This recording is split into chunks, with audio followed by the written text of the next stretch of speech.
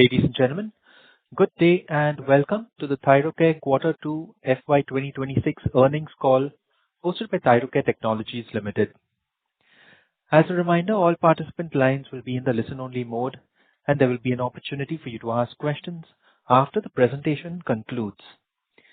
Should you need assistance during this conference, please signal an operator by pressing star and then zero on your touchtone phone. Please note that this conference is being recorded. I now hand the conference over to Mr. Preet Joshi from Thyrocare. Thank you, and over to you, Mr. Joshi. Thank you, Darwin. A very good evening to all. Earnings conference call for the second quarter of FY 2026. Today we have with us Mr. Rahul Guha, MD and CEO of Thyrocare, Mr. Vikram Gupta, CFO of Thyrocare, along with other key members of the senior management on this call to share the highlights of the business and financials for the quarter results. I hope you have gone through our results release, the quarterly earnings presentation, and the press release, which has now been uploaded on the stock exchange website. The transcript of this call will be available in a week's time on the company's website. Please note that today's discussion may be forward-looking in nature and must be viewed in relation to the risk pertaining to our business. After the end of this call, in case you have any further questions, please feel free to reach out to the investor relations team. I now hand over the call to Mr. Rahul Guha to make the opening remarks. Over to you, Rahul. Thank you, Preet. Good evening and welcome to all on the call. Thank you for taking out time from your busy schedules to join us this evening. Just a quick introduction to us on the call. My name is Rahul Guha and I'm the MD and CEO of Thyrocare. And thank you for the opportunity to present the Q2 results for FY26. I'm joined with my colleague Vikram Gupta, who is our CFO, and Preet Joshi, who is a part of our strategy and investor relations team, along with other key members of the senior management. To commemorate the 25th year of Thyrocare since its incorporation, and in line with the forthcoming auspicious celebrations of Diwali, it gives me great pleasure to announce the following. Bonus shares. The Board of Directors have approved issuance of bonus shares in the proportion of 2:1, that is 2 bonus equity shares of rupees 10 each for every 1 fully paid up equity share held as on the record date.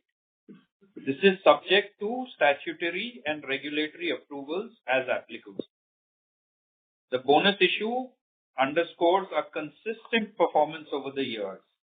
It's important to note our non-COVID growth over the last 4 years has been 19% CAGR.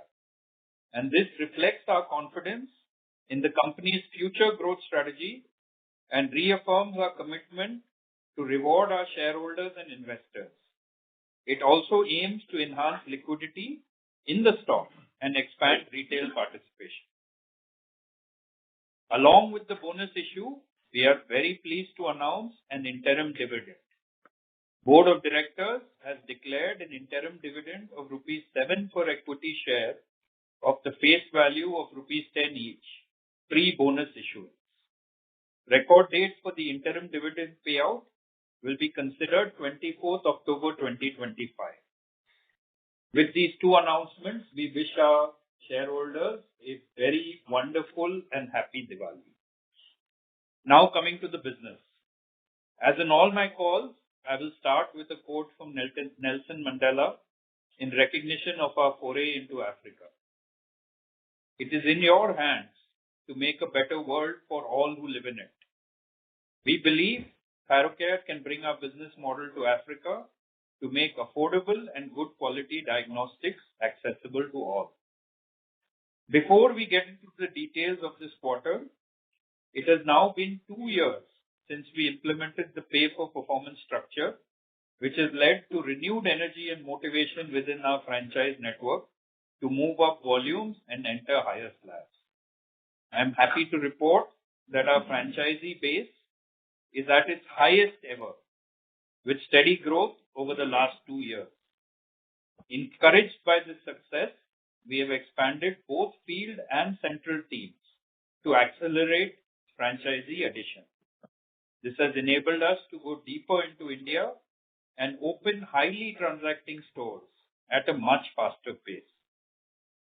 Our new activation strategy has been delivering encouraging results.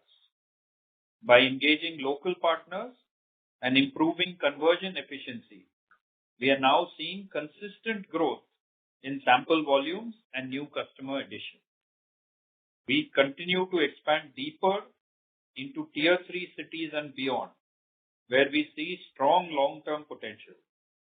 To support this, we have made strategic investments in logistics and network capabilities, ensuring faster turnaround and better service reach.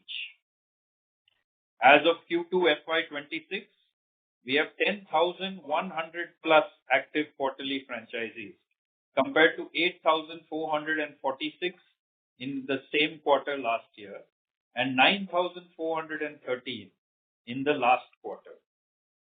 Our pace of franchise expansion has picked up meaningfully, supported by renewed partner interest, strong brand equity, and our tech-driven support model. Quality as a core focus remains our highest priority. It's a continuous journey of improvement and innovation. Last year, we became India's first and only 100% NABL accredited national laboratory chain, a prestigious milestone reflecting our commitment to world-class diagnostics and excellence.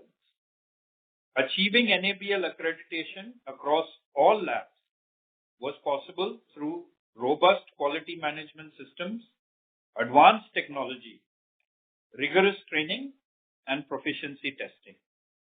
Given that only 2% of pathology labs in India hold this accreditation, this achievement underscores our leadership in redefining diagnostic standards.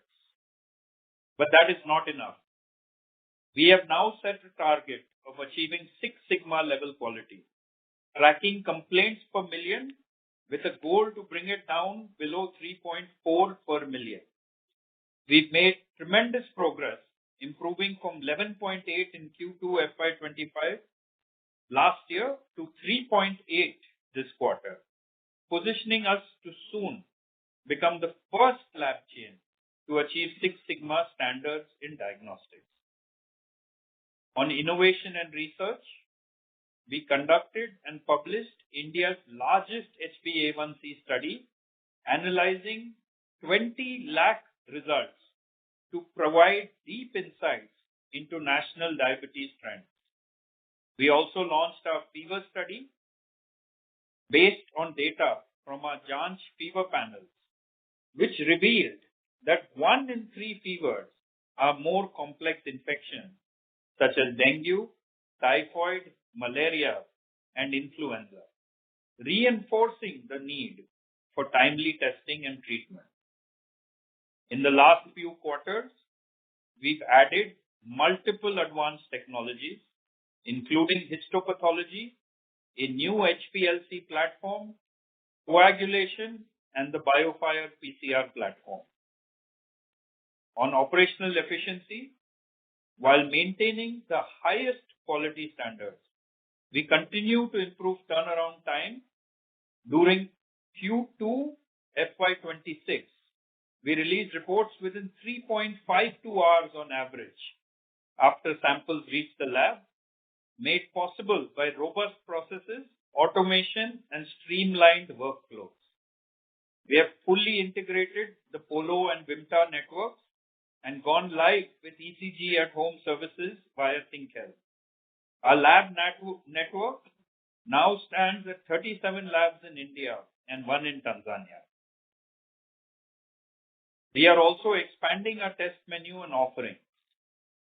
Our flagship brand, Arogyam, continues to lead the preventive healthcare segment, growing at 19% year on year, complemented by Janch, which caters to lifestyle and chronic health needs and has grown 31% year on year and is becoming a strong pillar of our lifestyle offering.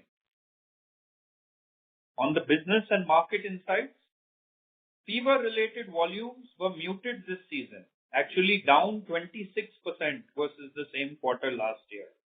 reflecting tremendous work by various government agencies to control viral vectors. But our core business remains stable, demonstrating resilience and customer trust. Our partnerships business performed exceptionally well, onboarding new health tech clients and growing existing accounts. On the B2G side, we continue to execute TB projects in Gujarat and Maharashtra. In Tanzania, our business, though nascent, grew 30% quarter on quarter and is expected to double revenues this year and achieve operating break-even in 18 to 24 months. Thus, our three pillars of growth, customer success, network expansion, and menu expansion, continue to be the key drivers of our consistent performance, reinforcing our focus on operational excellence, franchisee growth, and continuous innovation to deliver long-term value. Now, I will briefly update you about the business performance in Q2 FY26. We processed 53.3 million tests, up 21% year on year, and served 5 million patients, a 12% year on year increase. Overall, at a consolidated level, this quarter, we did a 22% year on year revenue growth, primarily driven by our pathology business, with a growth of 24% year on year.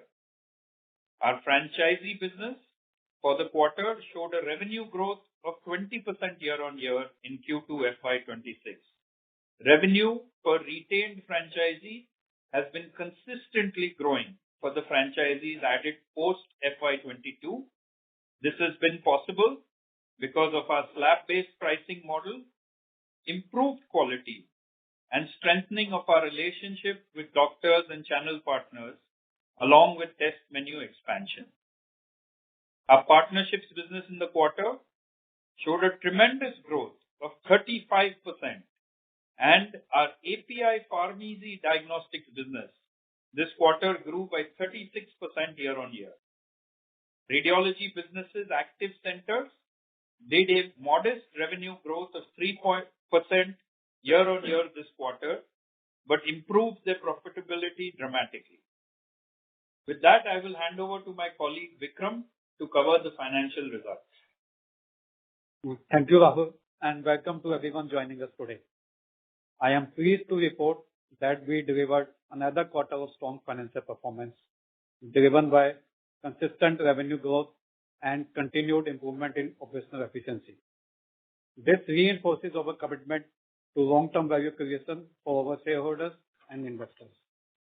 Thyrocare has been consistently delivering high teen to early 20% growth over recent quarters and outperformed the pathology diagnostic industry, which is growing at an early to mid-teen rates. In reality, this performance can be seen consistently over the last 2 years, but was not reflecting because of COVID and API degrowth. Now that COVID is out of base and API has come back on the growth track, the overall numbers are reflective of this upstream. This sustained performance reflects not only the strength of our business model, but also our ability to execute in a dynamic and competitive environment. Before we discuss the finances, let me briefly touch upon our employee stock option plan. As the Thyrocare ESOP program concludes and we have only limited pool of Thyrocare shares remaining, our parent company has decided to expand the API ESOP pool to include Thyrocare senior management. This group level initiative is aimed at retaining critical talent at Thyrocare level. ESOP will be issued as per the company of parent company and will vest in accordance with the established policy.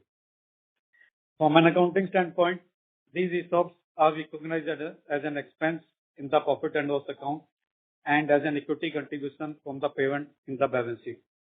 It is important to note that this is a non-cash charge and does not impact our cash flow.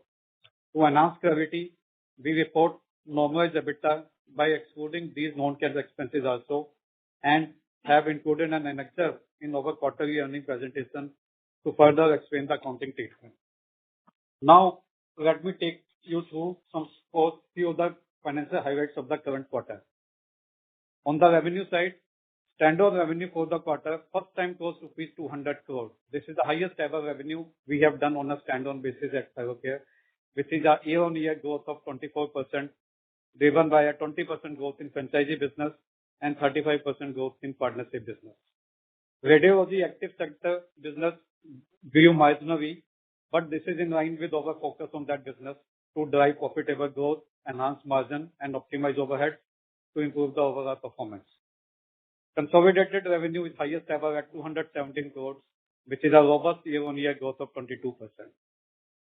On margin and profitability, standalone gross margin is at 71.6%, up by 100 basis points YOY. This is mainly due to operational efficiencies, favorable product mix, and negotiations. Standalone normalized EBITDA margin is at 36%, which is an improvement of 470 basis points versus last year. This is largely benefiting from better gross margin, operating leverage, and better recovery. At the consolidated level, consolidated gross margin stood at 72%, with normalized EBITDA margin at 34.8%. Consolidated normalized EBITDA grew by 49%, while PAT saw YOY growth of 82%. Earnings per share for Q2 FY26 came in at rupees 9.05, which is again 82% up from the same period last year, which was at 4.99. On the balance sheet, we continue to be very strong and resilient. The company is debt-free and on a consolidated basis holds a net cash and cash equivalents, including short-term mutual funds of rupees 190 crore plus. In cash flow, in H126, we generated rupees 127 crore cash flow from operating activities. This is higher by rupees 38 crore versus last year, which is a year-on-year growth of 43% over H1 FY25. So this was on the financial performance. Lastly, as covered by Rahul, in line with strong financial performance and Silver Jubilee celebration of Thyrocare, the Board of Directors has approved a bonus issue in the ratio of 2:1. This is subject to statutory and regulatory approvals as applicable. The record date will be communicated shortly through our stock exchange filings. It is important to note that this bonus issue will be made entirely from our free reserves and will not impact the company cash position. Further, Board of Directors had declared an interim dividend of rupees 7 per equity share. The record date of the interim dividend is 24th October 2005. As covered above, the company is having sufficient cash and cash equivalent reserves for paying dividend as well as to invest into business as expansion. With that, now I hand over to Rahul for the strategic updates. Thank you, Vikram. Briefly, I would like to take a few minutes to recap to you our strategic direction, and then I will open it up for Q&A. First, I will reiterate our value proposition to the customer. We will continue to remain an affordable option to all patients with good quality and on-time reports. All our efforts on our value proposition is towards ensuring low cost to the patient, assurance on quality of testing through our certifications and engagement with doctors. We have made substantial progress on this, which I updated in my initial comments and is reflected in the presentation. This will remain at our core and will continue to guide all that we will do. Second, our strategy. We continue to maintain our strategy of being the B2B partner of choice to all front-end diagnostic services companies in India. Whether it is a small diagnostic center in a semi-urban area, a pharmacy in a metro, a small nursing home, an individual doctor, or a leading online diagnostic platform or health tech marketplace. We are happy to work with them to provide low-cost, robust testing solutions so that they can serve their patients in the most effective manner. If they require phlebotomy, we are happy to mobilize our company-owned phlebotomy network of almost 1,900 phlebotomists, including our network partners, to serve them better. We remain dedicated to expanding our business And with the expansion of Polo Labs and Vimta Clinical Diagnostics, we plan to significantly increase our presence in North and South India respectively.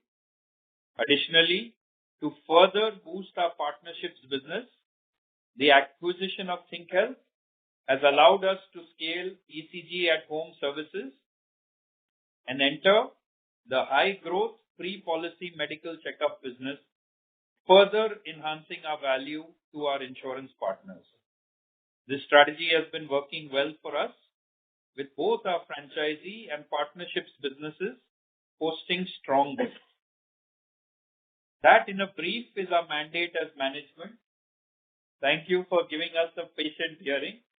I will once again end with a quote from the Mahatma. Find purpose, the means will follow, and our purpose remains to provide affordable, high quality testing to the masses.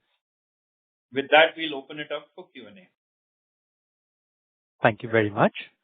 We will now begin the question and answer session. Anyone who wishes to ask a question may press star and one on the touchtone telephone. If you wish to withdraw yourself from the question queue, you may press star and two. Participants are requested to please use handsets while asking a question. Ladies and gentlemen, we will wait for a moment while the question queue assembles.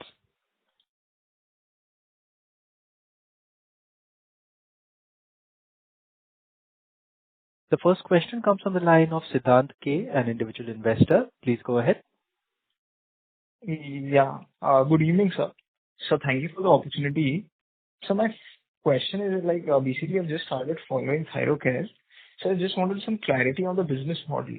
So when we talk about the franchise model, we are talking about the collection centers, which is under our own brand, right?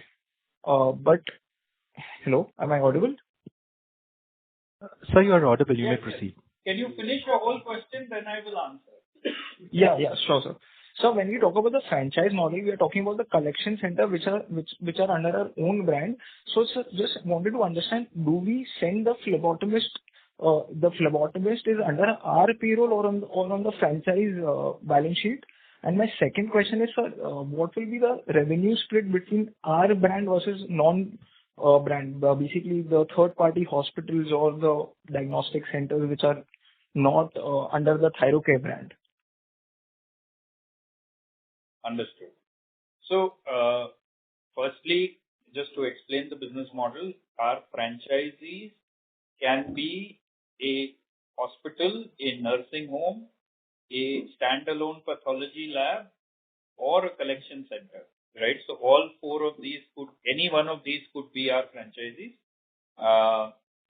Some of them are branded, some of them are unbranded, right? The rough split is about, I would say, of the 10,000 franchisees, probably around 1,000 would be fully Thyrocare branded, which means that they have a Thyrocare board, Thyrocare livery, and all of that. And the remaining will be unbranded or not Thyrocare branded, maybe a hospital, maybe a nursing home, maybe a standalone doctor, maybe a collection center, or even a standalone pathology lab. So that's the rough mix of the footprint. In all cases, the report is a Thyrocare report, whether they are branded or unbranded. At the end of the day, the report that is handed over is a Thyrocare report. Now, coming to the split, while 1,000 would be branded, 1,000 out of the 10,000, that 1,000 will account for about 40% of our revenue. So that's the revenue split, while I give you the count split. We have a separate phlebotomy fleet that is not included in our franchisees. This is what I call the Thyrocare phlebotomy fleet. This is, in my opening comments, I mentioned 1,900 phlebotomists that work with us. These are largely to service our partnership business. We are the only company, at least in my understanding, that has a dedicated company fleet that services corporate partnerships, health tech orders. And that allows us to differentiate because we don't route these orders to the franchise network. We execute it with our own phlebotomy fleet. Right, sir. So thank you for such a detailed answer. Yeah. So just one more question. So when we talk about the 40% revenue which is coming from those 1,000 centers, so then is it safe to assume that those 40% revenue is actually D2C revenue only and not a B2B revenue? See, we don't differentiate that way. For us, all reports are a Thyrocare report. So in that way, a Thyrocare branded report is reaching the patient's hand. So we look at it that way. Okay. But is there some element of B2B in those 40% also? There would be, but not a large component. Okay, sir. Okay. Thank you so much, sir. I'll get back in the queue. Thank you. Our next question comes from the line of Bhavya Nahar from Tamohara Investment Managers. Please go ahead. Hi, sir. Good evening. So a few quarters ago, we spoke of our franchise network being revamped with the new tiered incentive structure, and we streamlined our entire franchise network down to 7,000 franchisees, and today we are at 10,000 franchisees. So the growth in revenue from franchise business seems slowly driven by growth in number of partners. So with no throughput growth, are we worried of the reverse phenomenon happening? Actually, that's not true. Actually, if you see our overall growth, has largely been driven by what we call the diamond to silver category partners, our large partners. So if you look at our mix, we had said about 10,000. It's half and half diamond to silver and half, bronze and below, right? That's how we bifurcate the list. Actually, most of the growth has come from the diamond to silver, both from a count as well as revenue, right? So I would say we've been able to add a lot of large partners, and they have grown very well with us. And so also the gross margin increase as the incentives we dole out are lower. So will that also be the reason behind the gross margin increase? Or? No, I'll let Vikram comment a little bit, but it is my understanding that the gross margin has not come because of price, but for better negotiation. But Vikram, you can give more detail. So as an affordable player, actually we don't believe in increasing the prices. Most of the gross margin improvement has come from operational efficiencies, which includes, let's say, reduction in repeat rates, reduction in wastages. Second part of the gross margin improvement is procurement savings. Because of our volumes, we are able to negotiate harder with our vendors. And the third is the favorable product mix. So all these three factors have contributed for the improvement in gross margin, and which is quarter sustainable. Okay, thank you. Thank you. Our next question comes from the line of Krishna Raj K from Equity Wealth Management Private Limited. Please go ahead. Hi, am I audible? Sir, you are audible. You may proceed. Yeah, thanks for the opportunity. I just wanted to know why would be our revenue per test and revenue per patient is considerably low. I know we operate in a B2B model, but is there any chance of improvement? See, the revenue per patient has grown largely because of the tests per patient, right? Not because of price increase. And that is because we have been adding more and more profiles, Janch, and all the other new initiatives effectively help a patient comprehensively test when they are feeling versus doing sporadic testing. So to that extent, the test per patient has gone up. But our mission statement is to make good quality diagnostics affordable to all. So we typically try not to increase prices and pass that on to the customer. We do our best to maintain the affordability to the customer because we believe that is our duty and our mission. For example, when the GST changes happened, we were the first company to pass on the entire GST benefits to our franchisees and partners. Okay, got it. And the second question would be, so would we happen to see more volume in for the likes of GLP-1 weight loss drugs going off patent next year? Is it some opportunity for diagnostics industry? I wanted to know your views on this. I thank you for that question. I genuinely believe that is going to be a huge opportunity. For those who know my profile, I've spent almost 20 years in the healthcare industry. I have never seen a molecule or a brand reach 100 crores in such a short period of time. And obviously, when it comes to weight loss drugs, it has to be taken with caution and with regular testing to ensure that while you're losing weight, your health parameters are all on track. So we are also in the process of launching complementary packages with the GLP-1 therapy, both pre-therapy, during therapy, and post-therapy, so that as you get on these weight loss, drugs, you preserve your health along with the weight loss. So it's a huge opportunity. Thank you for calling it out. That's it from my side. Thank you and all this. Thank you.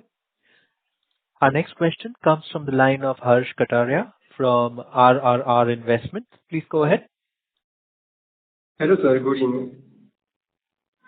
So my first question is, sir, I want you to throw some light on the revenue mix based on the online and the offline channel, specifically including the Thyrocare app and the Palm Easy platform. Because as you mentioned, there is 36% growth year on year from the Palm Easy. So can you please share the revenue mix based on the online and offline platform? Sure. So a large part, the way you can think about it is our franchisee business is largely represented of our offline revenue mix, right? That you have seen has grown about 20%. The partnerships business you can actually take as representative of the online revenue mix. That has grown at about 36% for overall and for API as well. So those are the best bellwethers. Thyrocare is wonderfully placed because we have our leg in online and offline, and we get benefits of tailwinds in both. But to answer your question specifically, offline would be 20%, online would be 35%. Okay. And mostly I checked that the prices of the same plans are different at both the platforms. That is the Palm Easy and the Thyrocare app. So is the lower prices of one affecting the volumes from the other app?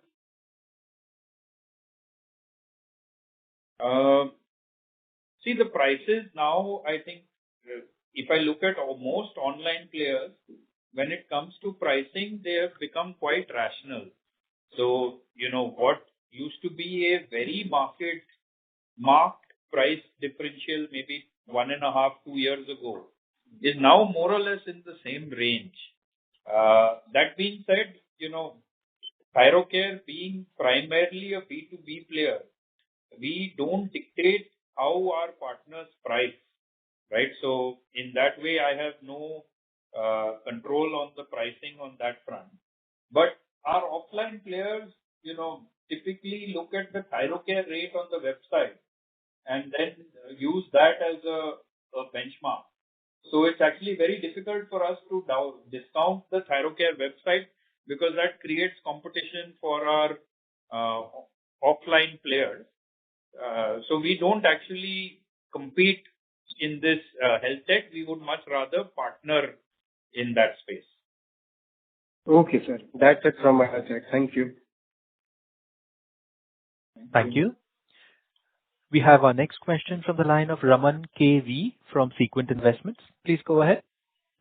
Hello, sir. Thank you for the opportunity. I have a few questions. first starting with the B2G business. So you said we execute TV projects under the B2G business. Can you quantify the number, like how much of the top line comes from the B2G? And on that note also, recently there has been a price hike with respect to the CGHS rate. So will this provide us any traction going forward with the B2G businesses? So I would say B2G is not a very large focus for us. So if you look at our overall revenue mix, I think it's about 1% of our total revenue. Last quarter, we would have done about 2 crores of government business in the 200 crores of revenue that we showed. So it's not a very large focus area for us, except in very specialized technologies like TB and others that we look at. The price realizations in the B2G business tend to be much, much lower and margin dilutive for us as a company. So unless it's a very specialized segment, we normally don't participate in that segment. Okay. So basically, the CGHS rate hike will not be any impact on the business operations, right? Not to a large extent, though it does, as they raise the prices, everyone raises the prices. So to that extent, there will be some tailwinds, but I don't see any meaningful impact for us. Mm-hmm. And so my second question is with respect to the GLP-1 drugs. So there is a new wave with respect to the preventive care and wellness segment. Can you and the company also grew 19% during the quarter with respect to its wellness segment. Can you give any guidance or the market opportunity which Thyrocare can aim for going forward? Sure. I just answered this question with the previous participant. I will just say, in summary, the opportunity with GLP-1 for diagnostics is huge, and we are well geared up for it. So this mid-teen volume growth, we are comfortably doing mid-teens volume growth every quarter, and with the GLP one coming into action in the coming quarters, I'm assuming our volume growth will be much higher. So can we expect a high teen volume growth going forward, like in FY27, 28? Difficult to say at this point in time. It's still very early days for GLP-1. So I think when it comes to guidance, probably closer to the end of the year is when we will firm up our guidance for next year. It's too early to say at this point. And sir, okay. Sorry to interrupt, sir. We request you to please rejoin the question queue if you have further questions. Thank you. Our next question comes from the line of Siddhant K, an individual investor. Please go ahead. Yeah. Thank you, sir, for the follow-up question. Sir, like you mentioned, the only differentiator between the partnership and franchise model is online and offline, or is there something else as well? No. I just said it is representative of the growth rates of offline and online. They are otherwise very different businesses. But what is your question? So what categorizes as a partnership versus a franchise? So just wanted to understand the difference between how we categorize a franchise versus a partnership. So a franchise is when someone walks into a store or contacts a Thyrocare franchisee for home collection. A partnership is where the partner doesn't have a storefront or broadly a storefront and relies on Thyrocare to complete the entire phlebotomy and collection as well as reporting. So that's the difference. It's basically a franchisee does the collection himself. Our partnerships rely on Thyrocare to do the collection. So franchise. Sorry, sir. Continue. Our partnerships are of three major types. There's health tech, of which Pharmacy, as I mentioned earlier, is a very large health tech partner. But equivalent to Pharmacy, we have as many other health tech partners. Then our corporate segment and our insurance segment comprises mostly the partnerships. Got it, sir. So that means that the franchise model can have both our own brand as well as non-branded partner franchise models also.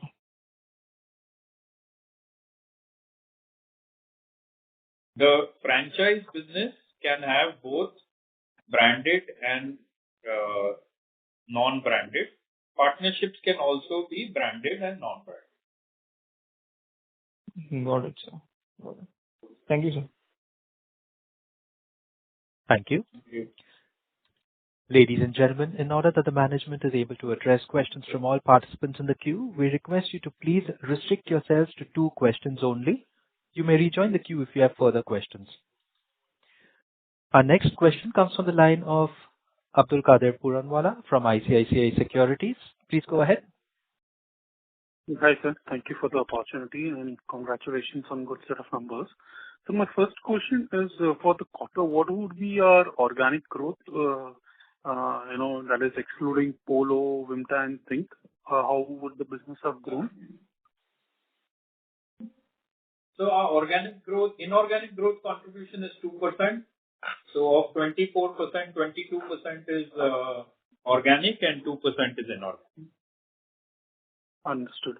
And sir, if I look at your presentation, it talks about we having close to, say, 38 labs now, and we have added a couple of that in this quarter and the prior quarter as well. So have we also closed a couple of labs? And if you could help us understand, why would we do that as compared to last quarter? I'll ask you. No, we have not closed any labs. In last quarter, we reported 39 labs. But Rahul mentioned in his opening remarks that we are integrating Pogo and Vimta labs into our labs. So we have integrated 2 of Pogo labs into our network, and hence we are seeing a reduction in count. Got it. Hope this answers. Yes, sir. That clarifies. Thank you. And sir, just one follow-up on the GLP-1 packages. So, sir, could you also help us understand, how the strategy is going to be, whether we associate ourselves directly to the hospital clinics which are already, our franchisee, or this is going to directly reach out to the pharma companies. How exactly we are going to work here?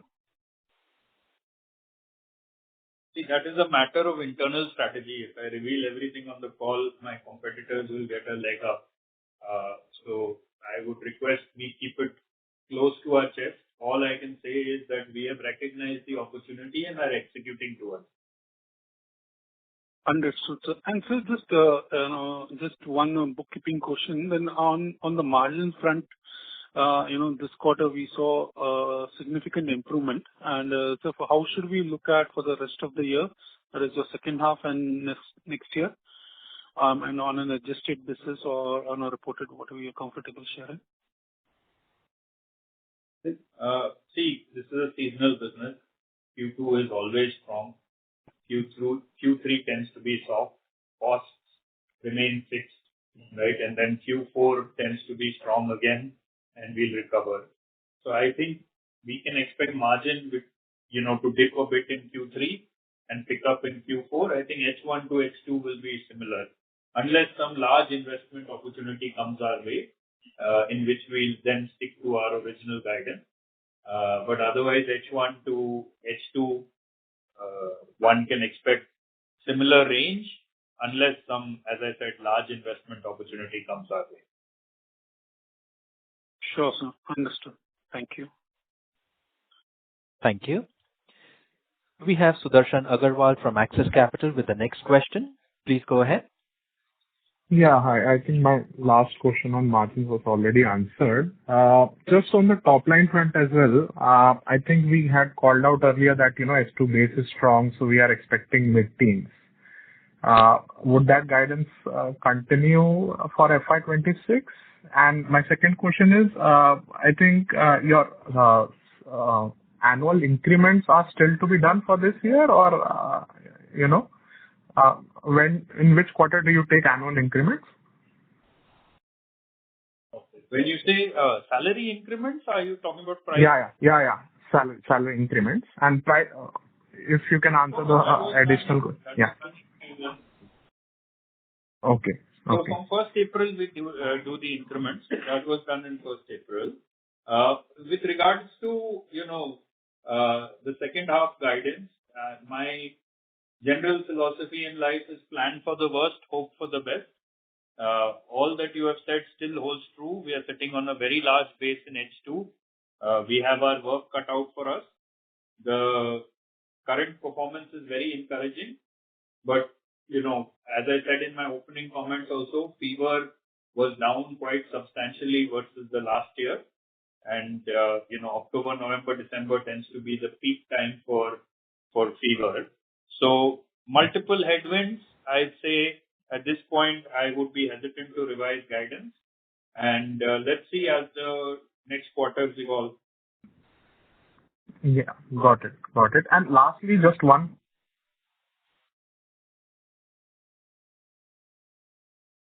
Sorry, The current participant seems to have dropped from the queue, sir. We will proceed to the next participant.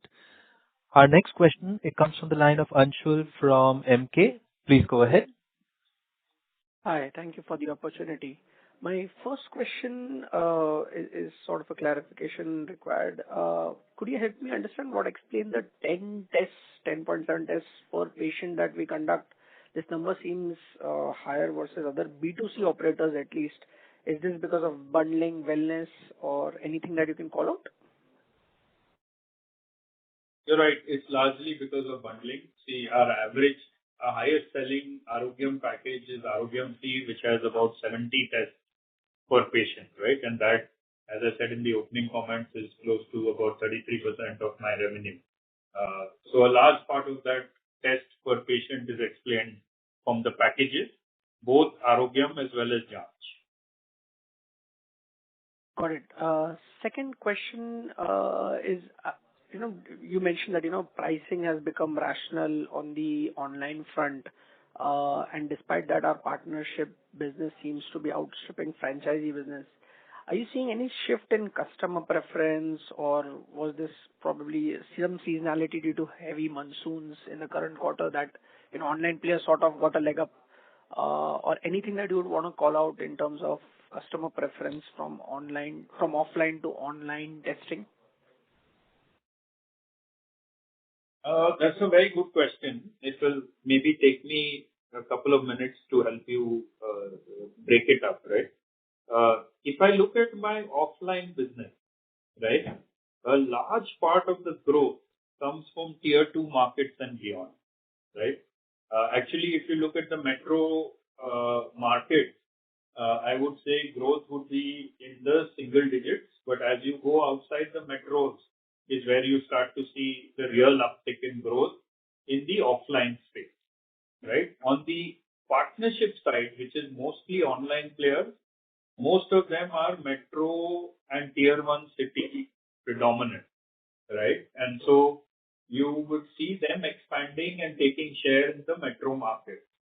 So if I had to break out the growth, right, online players, largely metro and maybe a few tier 1 cities, right, where the growth even in offline tends to be muted. But as soon as you leave the metro and I would say select tier 1 cities, then the growth in offline is much stronger because online has not yet reached that level of penetration. Thank you. Our next question is from the line of Yogesh Soni from InCred. Please go ahead. Thanks for the opportunity, sir. My first question is just to get a clarity on the GST impact. Did you say that we have passed on complete GST impact to the franchises? That means the prices for them have been revised downwards? That is correct. That is correct.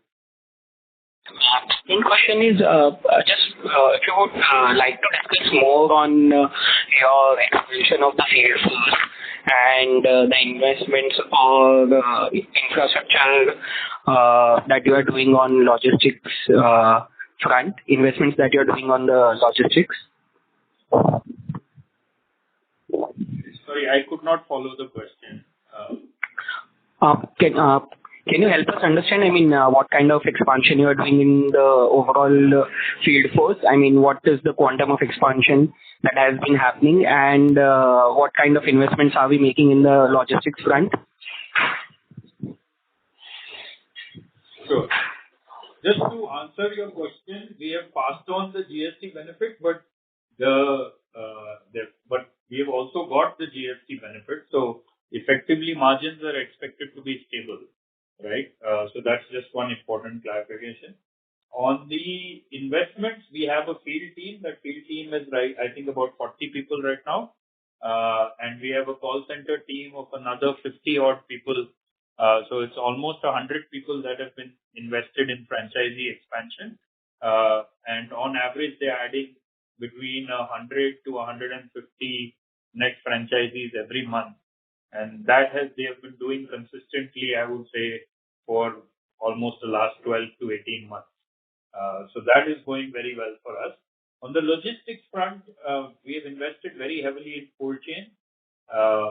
Now, every sample transportation box in Thyrocare has a data logger where we are able to track the end-to-end adherence to the cold chain, not just at the start point and the end point, but actually across the entire transportation.